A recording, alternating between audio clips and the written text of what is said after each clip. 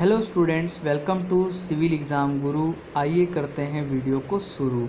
आज के वीडियो में मैं आप लोगों को पढ़ाने वाला हूं बच्चों चैप्टर नंबर 15। जैसे कि आप देख पा रहे हो चैप्टर नंबर 15 प्रोबेबिलिटी।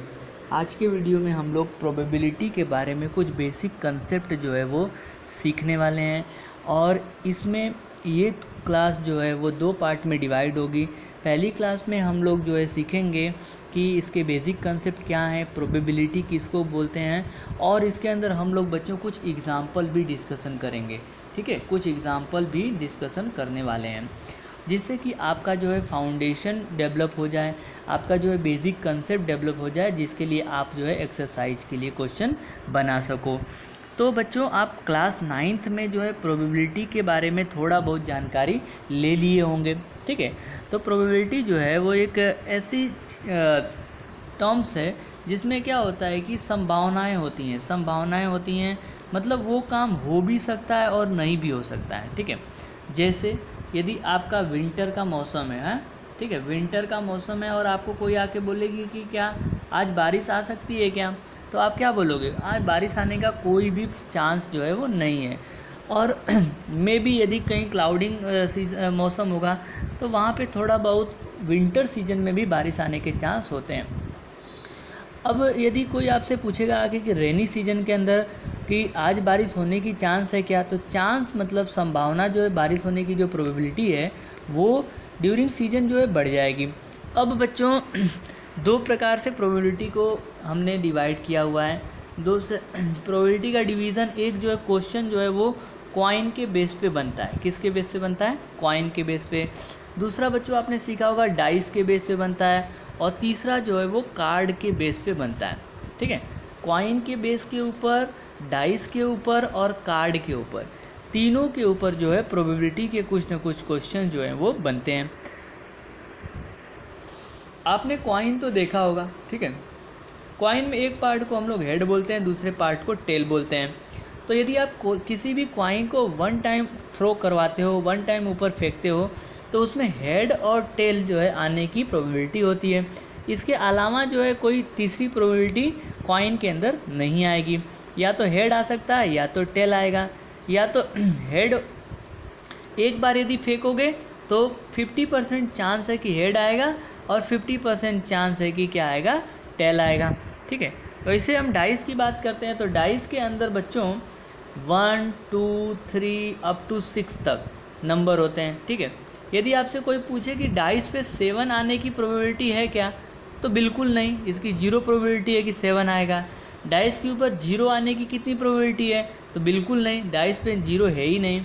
अब मैं बोलूँगा डाइस पे 3 आने की कितनी प्रोबेबिलिटी है, तो 3 कितने बार आया हुआ है डाइस में? एक बार आया हुआ है। ठीक है, तो टोटल नंबर डाइस के ऊपर कितने हैं? 6 हैं। ठीक है, तो इसको आप क्या करोगे? एक बार आया तो 1 लिखेंगे, तो 1/6 जो है उसकी प्रोबेबिलिटी हो जाएगी। तो आइए हम लोग प्रोबेबिलिटी को फॉर्मूले के साथ थोड़ा डिटेल पूर्वक देखते हैं। ठीक, जैसे मान लीजिए कि एक हेड है और दूसरा टेल है। आपने किसी सिस्टम के अंदर 1000 कॉइन को आपने टॉस करवाया। अब उस 1000 कॉइन के अंदर 445 टाइम जो है वो आपका हेड आया हुआ है और 545 टाइम ऑफ द टेल आया हुआ है। तो number of the head in that event divided by total number of the event, तो टोटल नंबर कितना है? 1000 है। हेड कितना आया है? 455। तो ये इसकी क्या बन जाएगी बच्चों? प्रोबेबिलिटी बन जाएगी। ठीक है, चलिए आगे देखते हैं। छोटा सा एक फॉर्मूला है प्रोबेबिलिटी का, वो भी हम डिस्कशन करेंगे। इस सभी चीज़ों को आपको पढ़ना है तो पढ़ लेना, बट इसके अंदर ज़्यादा कुछ लिखा नहीं गया है। हाँ, चलिए आगे बढ़ते हैं। नेक्स्ट इम्पॉर्टेंट फार्मूला ये है कि किसी भी इवेंट की प्रोबेबिलिटी बच्चों क्या होगा? Number of the trial in which event happen, मतलब कितने बार में उस इवेंट को किया गया है, और total number of the trial. तो नंबर ऑफ द ट्रायल मतलब कितना आपने ट्रायल किया उस पर्टिकुलर इवेंट के लिए, divided by total number of trial मतलब उस पूरे इवेंट में कितना आपने ट्रायल किया। तो टोटल नंबर जो है आपको नीचे लिखना है, अपॉन में लिखना है, और नंबर ऑफ द ट्रायल जो है आपको ऊपर रखना है। ठीक है, तो इस तरीके से आप जो है उसकी प्रोबेबिलिटी निकाल सकते हो। जैसे मान लीजिए कि बच्चों आपने किसी कॉइन को टॉस करवाया, एक टाइम यदि किसी कॉइन को टॉस करवाओगे तो उसके अंदर क्या क्या आने की संभावना है, तो एक या तो हेड आ सकता है या तो दूसरा टेल आ सकता है। टोटल नंबर ऑफ आउटकम कितने हो गए, टोटल नंबर ऑफ आउटकम कितने हो गए बच्चों, 2 हो गए, ठीक है। अब मैं बोलूँगा हेड आने की प्रोबेबिलिटी कितनी है, तो हेड आने की प्रोबेबिलिटी कितनी है, तो हेड जो है वो एक ही बार आया हुआ है, तो प्रोबेबिलिटी कैसे डिसाइड करेंगे, तो number of the time head occur divided by total number of the particular outcome. तो हेड की प्रोबेबिलिटी कितनी हो गई, 1/2। वैसे ही टेल की प्रोबेबिलिटी यदि मुझे निकालना है तो कितना हो जाएगा, वो भी 1/2 हो जाएगा, ठीक है। समझ में आया आप लोगों को, ठीक है। तो आगे बढ़ते हैं, फिर समझ में आया तो इस फॉर्मूले को आप जो है पर्टिकुलरली अच्छे से याद कर लीजिए। क्या करना है आपको, नोटबुक के अंदर लिख लीजिए और याद कर लीजिए। ऑलरेडी टेक्स्ट बुक में तो दिया हुआ ही है, लेकिन आप लोग टेक्स्ट बुक को बार बार तो ओपन करोगे नहीं, इसके लिए नोटबुक के अंदर इस फॉर्मूले को लिख लीजिए। Number of outcome favourable for event E, किसी भी इवेंट के लिए कितना आउटकम आ रहा है, divided by total number of all outcome, all possible outcome of that experiment, okay, ठीक है। चलिए तो फिर आगे बढ़ते हैं। अब हमें जो है बच्चों कॉइन के ऊपर पढ़ना पड़ेगा, डाइस के ऊपर पढ़ना पड़ेगा। कुछ बॉल के भी क्वेश्चंस आते हैं, जैसे कि मान लीजिए एक बैग है, एक बैग में ग्रीन कलर के 2 बॉल हैं, रेड कलर के 3 बॉल हैं, ठीक है, और वाइट कलर के 1 बॉल हैं। तो टोटल नंबर ऑफ बॉल कितना हो गया, तो 1 2 3 4 5 6, टोटल नंबर ऑफ बॉल कितना हो गया, 6 हो गया। अब मैं इसके अंदर बोलूँगा कि वाइट कलर बॉल की प्रोबेबिलिटी कितनी, तो कितना जो है वाइट कलर का बॉल, 1 है, तो और 6 जो है इसका टोटल नंबर ऑफ बॉल है, तो वाइट कलर बॉल की प्रोबेबिलिटी कितनी हो गई बच्चों, 1/6 हो जाएगी, ठीक है। चलिए देखते हैं आज कुछ एग्जाम्पल नंबर 1 हमें ये बता रहा है कि find the probability of A getting a head when a coin is tossed 1। जब किसी कॉइन को एक बार टॉस करवाया जा रहा है तो उसके अंदर टेल आने की प्रोबेबिलिटी कितनी है। उसमें पूछा गया है कि टेल जो है वो कितने बार आ सकता है या फिर टेल आने की प्रोबेबिलिटी कितनी है। तो बच्चों ऐसे ही सेम क्वेश्चंस अभी के अभी हमने आपसे डिस्कशन किया हुआ है, ठीक है। तो मैंने बोला कि यदि एक कॉइन को हम लोग टॉस करेंगे, कितने बार टॉस करवाना है अपने को, एक ही बार करवाना है। तो मैं यदि किसी कॉइन को एक बार टॉस करवाऊंगा तो उसके अंदर 2 पॉसिबल आउटकम आने की चांस है। कौन कौन से, एक तो हेड आएगा और दूसरा क्या आएगा, टेल आएगा, ठीक है। तो हेड आने की प्रोबेबिलिटी कितनी और टेल आने की प्रोबेबिलिटी कितनी, तो आपको क्वेश्चन में पूछा है कि टेल की प्रोबेबिलिटी चाहिए आपको। The number of favourable outcome of the event E of getting head is 1। Head आने की प्रोबेबिलिटी कितनी है, 1 है बच्चों, ठीक है। तो प्रोबेबिलिटी ऑफ हेड कितना हो जाएगा, तो number of outcome favourable to event E divided by total number of the possible outcome. अब हेड कितने बार आया हुआ है, तो एक ही बार आया हुआ है। टोटल आउटकम कितना है, तो 2 है। दोनों को डिवाइड कर लीजिए, आपको कितना आ जाएगा, हेड की प्रोबेबिलिटी कितनी हो जाएगी इस इवेंट के अंदर, तो 1/2, ओके। वैसे ही आप जो है टोटल प्रोबेबिलिटी में से यदि आप हेड की प्रोबेबिलिटी माइनस कर दें तो आपको टेल की प्रोबेबिलिटी मिल जाएगी। अदरवाइज़ टेल की प्रोबेबिलिटी भी आप क्या कर सकते हो, निकाल सकते हो। बच्चों एक फॉर्मूला आपको याद रखना है कि sum of all the probability of event, probability of event A plus probability of event B plus probability of event C, तीनों इवेंट की प्रोबेबिलिटी, हर कोई भी इवेंट हो, चाहे उस इवेंट के अंदर कितने भी प्रोबेबिलिटी बन रहे हैं, तो टोटल प्रोबेबिलिटी कितना होगा, 1 होगा। 1 से ज़्यादा कभी भी प्रोबेबिलिटी नहीं होती है, ठीक है। आपको याद रखना है हमेशा sum of all the event of the probability is equal to 1। चलिए नेक्स्ट क्वेश्चन की तरफ बढ़ते हैं, नेक्स्ट एग्जाम्पल की तरफ, एग्जाम्पल नंबर 2। चलिए एग्जाम्पल नंबर 2 हमें ये बता रहा है बच्चों कि ए bag contain a red ball, एक बैग के अंदर एक रेड बॉल है, ठीक है, ए ब्लू बॉल, उसके अंदर एक ब्लू बॉल भी है और एक येलो बॉल है। All the ball being the same size, जितने भी बॉल हैं वो कितने साइज के हैं? सेम साइज के हैं। Kritika takes out a ball from the bag without looking in it. एक लड़की है जिसका नाम है कृतिका, वो क्या कर रही है? बैग के अंदर से बॉल को निकाल रही है बिना बैग के अंदर देखे। तो what is the probability that she takes out? अब बच्चों आप इसको समझने के लिए एक छोटा सा एक बॉक्स बना लीजिए। अब उसमें लिखा गया कि रेड कलर का एक बॉल है, ठीक है, ब्लू कलर का एक बॉल है और येलो कलर का एक बॉल है। अब इसके अंदर टोटल नंबर ऑफ बॉल कितना हो गया? तो बच्चों टोटल नंबर ऑफ बॉल कितना हो गया? 3 हो गया। अब मैं पूछूंगा कि येलो कलर की प्रोबेबिलिटी कितनी? तो येलो कलर का बॉल कितना है? एक ही है, तो इसकी प्रोबेबिलिटी कितनी हो जाएगी? 1/3 हो जाएगी। रेड कलर बॉल की प्रोबेबिलिटी कितनी? तो रेड कलर का बॉल कितना? एक ही है, तो इसका भी 1/3 हो जाएगा।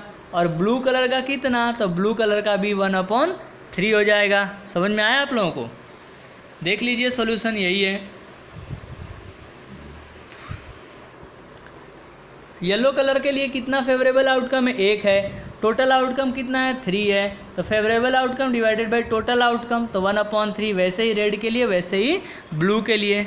चलिए, तो एक यहाँ से आपको फॉर्मूला याद रखना है बच्चों कि the sum of the probability of all the element of an experiment are 1।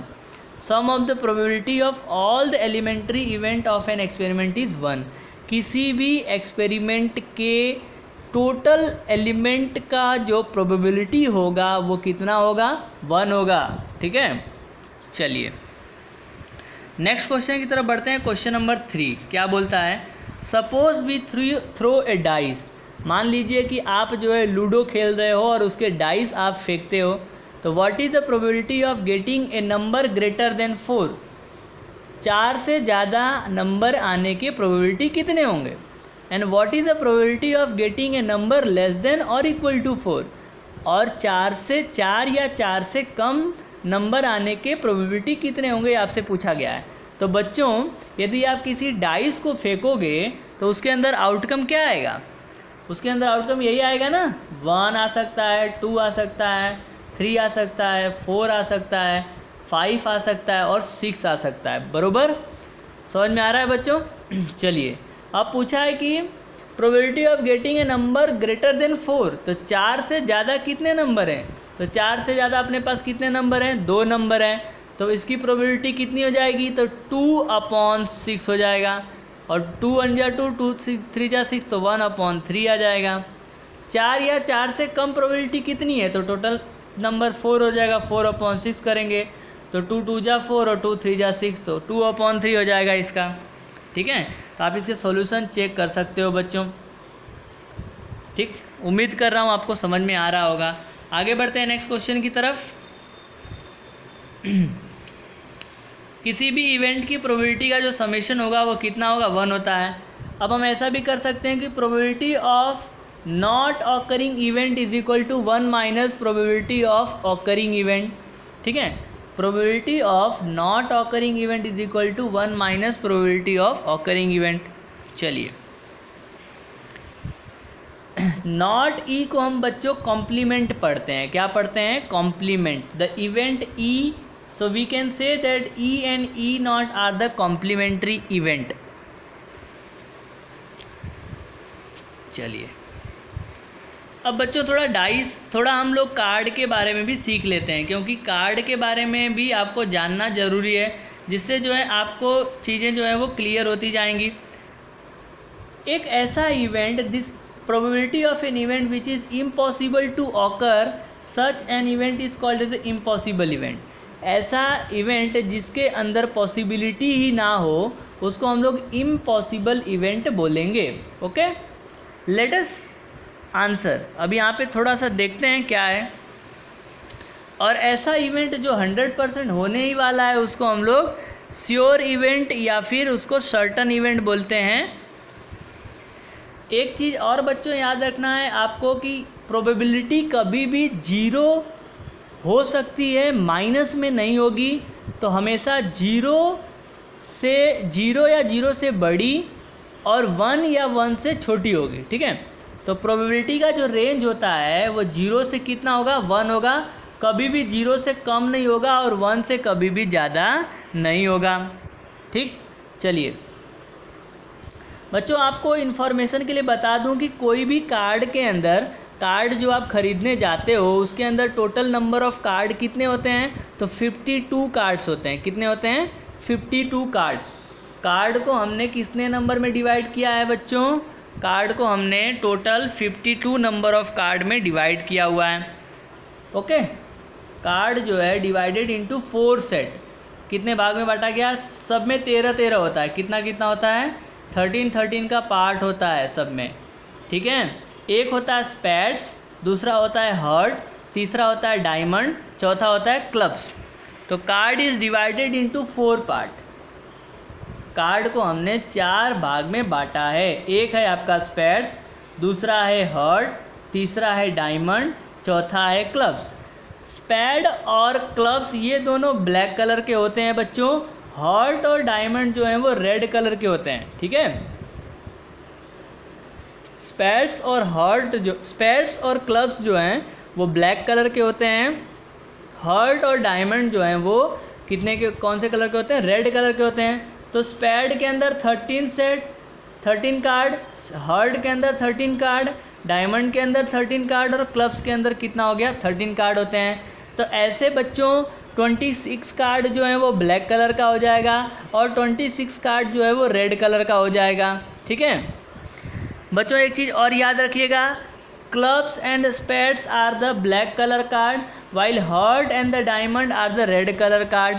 Each card suit are, हर कार्ड के अंदर एक होता है एस कार्ड जिसको एक्का बोलते हैं, दूसरा होता है किंग जिसको राजा बोलते हैं, उसके बाद क्वीन होता है, उसके बाद जोकर होता है और उसके बाद 10 से लेके 2 तक होता है नंबर। बच्चों किंग, क्वीन और जोकर को हम लोग फेस कार्ड बोलते हैं। क्या बोलते हैं, face card.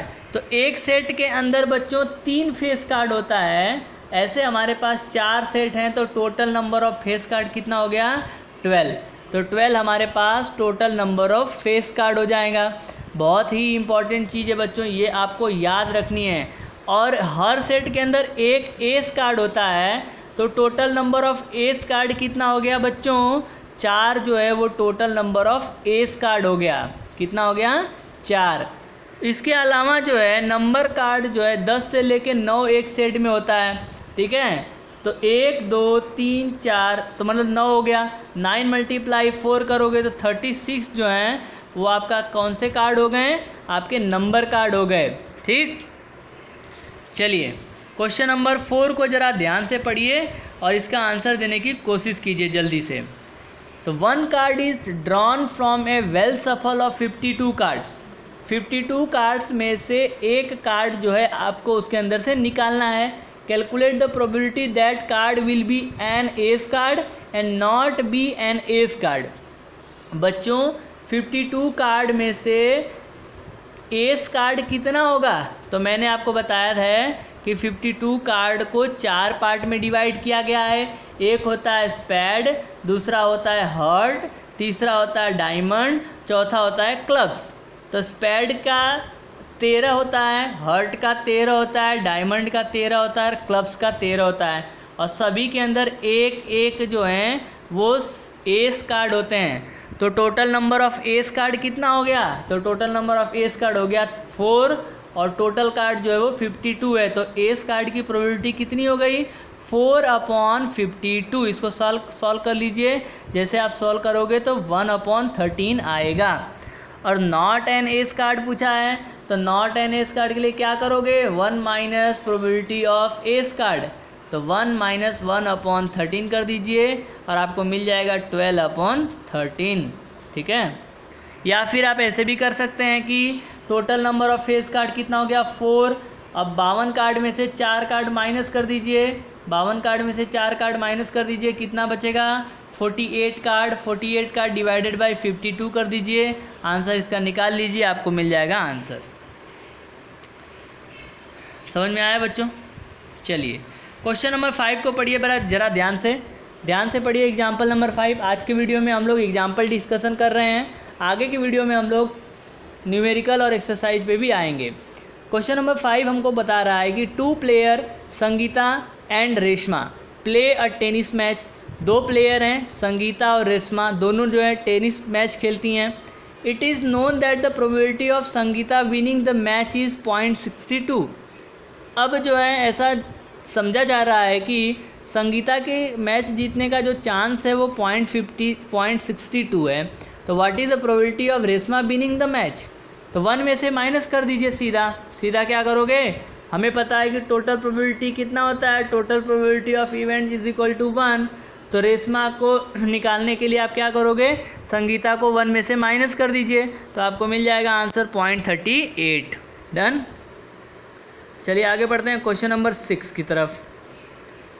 Savita and Hamida are friend. Savita और हमीदा दोनों फ्रेंड हैं। What is the probability that both will have one different birthday the same birthday ignoring a leap year. अब देखो बच्चों, सविता और हमीदा दोनों मित्र हैं, ठीक है।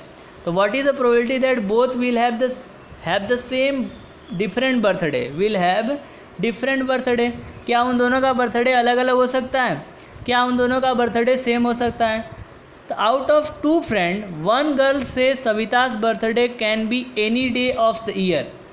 अब बच्चों 2 मित्र में से किसी भी एक गर्ल का कोई भी दिन का बर्थडे हो सकता है, और now Hamida's birthday can only be any day of 365 day in year, ठीक है।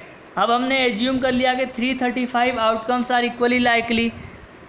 365 जो हैं वो आउटकम्स पॉसिबल होंगे if Hamida's birthday is different from Savita, ठीक है।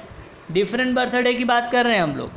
यदि दोनों का बर्थडे अलग अलग है, the number of favourable outcome of her birthday will B, एक माइनस कर लीजिए क्योंकि एक दिन जो है वो निकल जाएगा।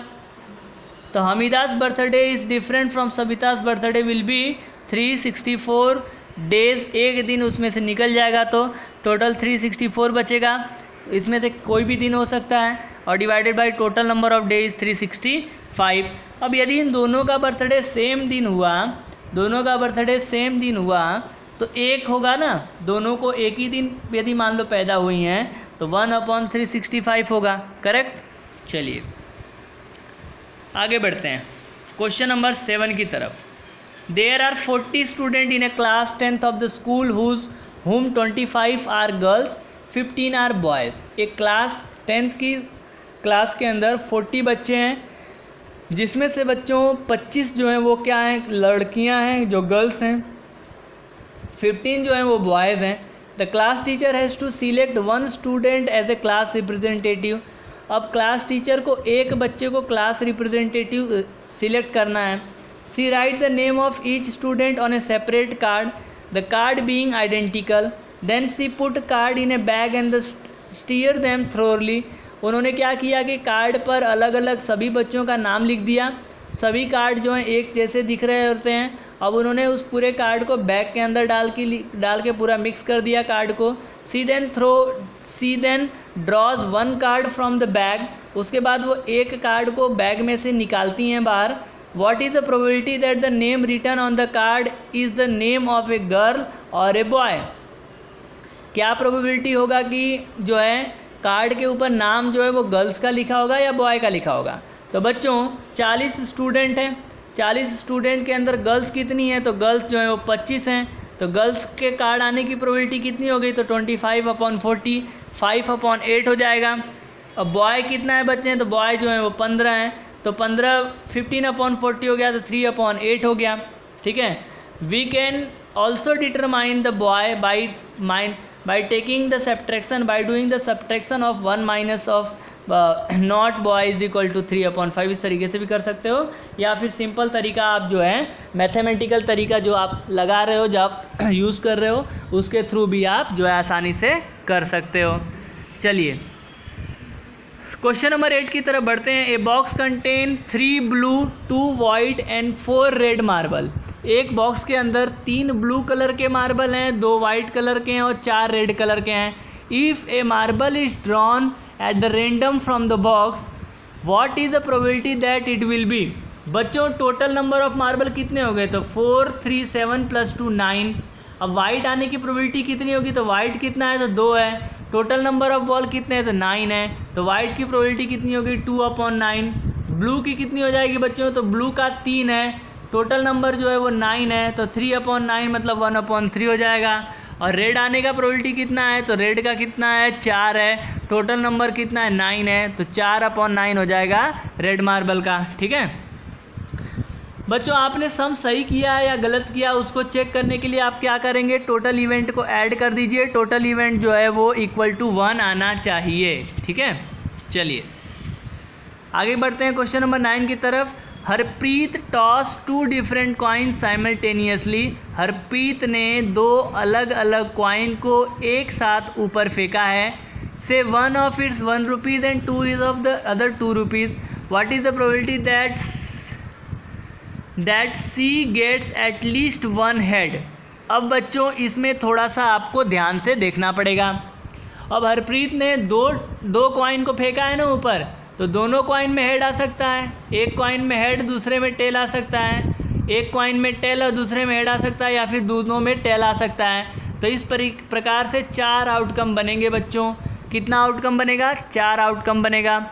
अब इसमें पूछा है कि what is the probability that she get at least 1 head, मतलब इसमें से कम एक हेड तो होना ही चाहिए। तो ये 3 जो बच्चे बन रहे हैं जिसमें कम से कम एक हेड है और टोटल आउटकम कितना है 4 हैं, तो आंसर जो हो जाएगा वो 3/4 हो जाएगा। समझ में आया। एटलीस्ट की बात करेगा तो कम से कम। ठीक है, चलिए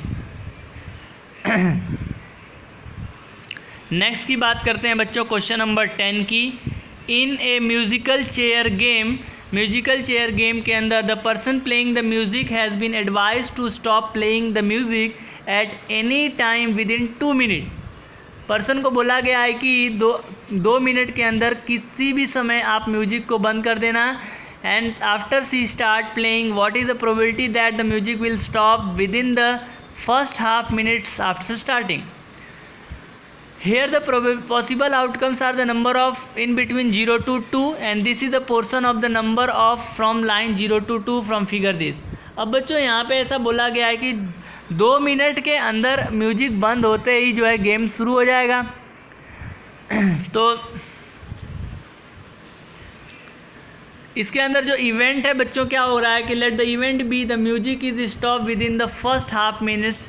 तो 0 to 1/2 के बीच में म्यूजिक बंद होने के चांस हैं। The distance is 0 to 2 is outcome is 2 and is 1/2। इसकी प्रोबेबिलिटी कितनी हो जाएगी 1/2 डिवाइडेड बाई 2, तो आंसर जो हो जाएगा बच्चों 1/4 हो जाएगा। Okay done. तो इस तरीके से बच्चों आगे बढ़ते हैं। स्टार वाले क्वेश्चंस हालांकि आपको करने नहीं हैं, स्टार वाले क्वेश्चन जो हैं वो आपको नहीं करने हैं। नेक्स्ट क्वेश्चन बात करते हैं 12 नंबर की। एक cartoon consist of 100 short cartoon consist of 100 short. एक कार्टून के अंदर बच्चों 100 शॉर्ट हैं, 88 जो हैं वो गुड हैं, 8 जो हैं वो माइनर डिफेक्ट वाले हैं और 4 जो हैं वो मेजर डिफेक्ट वाले हैं। ठीक है, एक कार्टून के अंदर कितने हैं,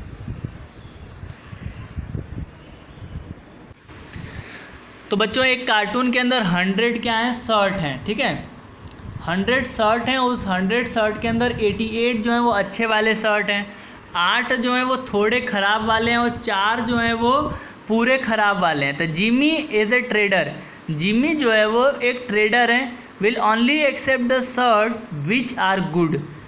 जिमी जो है वो एक ऐसी ट्रेडर है जो अच्छे शर्ट को ही खरीदेगी। But Sangeeta another trader will only reject the shirt which have the major defect. अब संगीता जो है वो ऐसी ट्रेडर हैं, वो उस ऐसे शर्ट को रिजेक्ट करेगी जो मेजर डिफेक्ट वाले होंगे। 1 shirt is drawn at the random from the cartoon, what is the probability of that.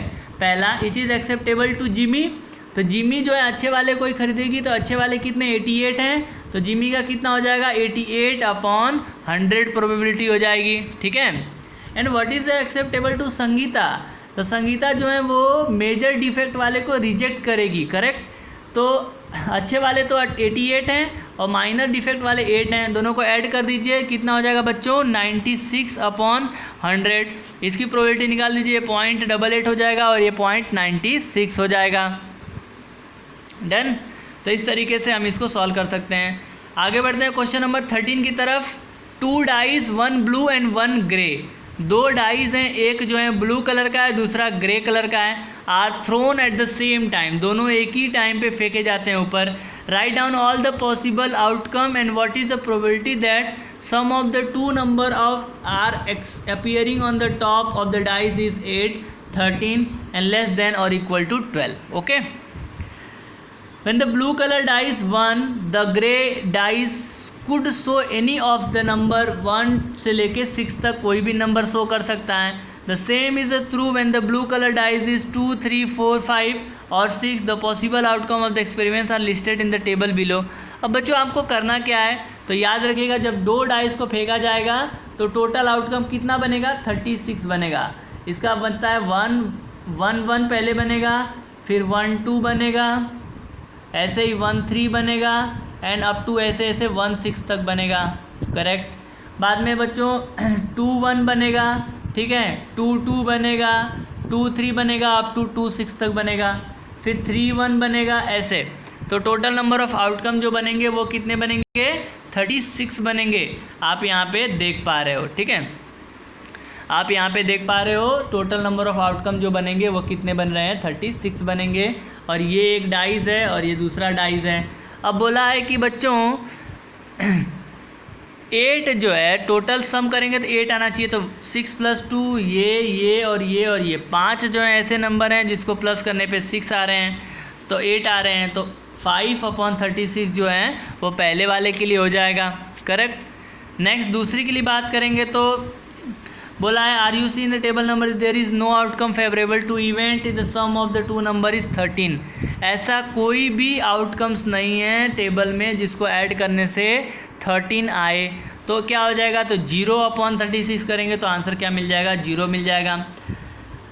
All the outcome are favourable to the event G and sum of the 2 number is greater then और is equal to 1, तो answer is 36/36 करेंगे तो 1 मिल जाएगा। ठीक है, तो इस तरीके से बच्चों आज के वीडियो में हम लोगों ने जो है चैप्टर नंबर 15 के बेसिक कंसेप्ट को डिस्कशन कर लिया है। नेक्स्ट वीडियो में मैं आप लोगों को एक्सरसाइज पढ़ाने वाला हूं बच्चों। तो एक्सरसाइज करने से पहले जो एग्ज़ाम्पल है वो भी आपको करने ही हैं।